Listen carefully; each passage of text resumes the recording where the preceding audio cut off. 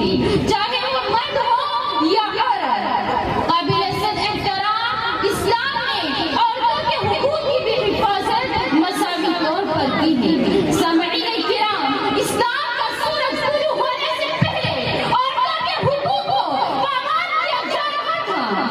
اس زمانے میں یہ عورتیں، یہ معصوم کلیاں ہر طرح سے ذلیل تھی، ہر طرح سے ان پر عرصۂ حیات کیا جا رہا تھا۔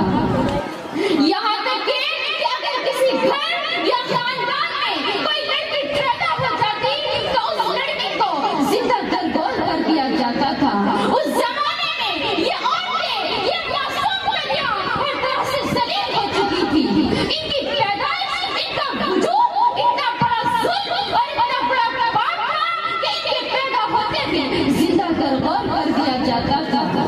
اسلام نے جب اسلام کا سورج طلوع ہوا تو اسلام کے سورج نے کفر کے ڈٹاٹوں اندھیرے کو کرکٹ بدلنے پر مجبور کیا۔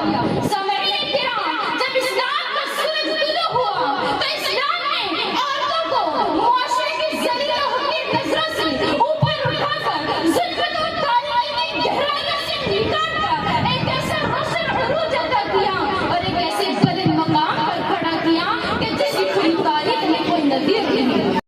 آقا کے وفادار ہے علماء دیوبند، اسلام کے غمخوار ہے علماء دیوبند۔ آقا کے وفادار ہے علماء دیوبند، اسلام کے غمخوار ہے علماء دیوبند۔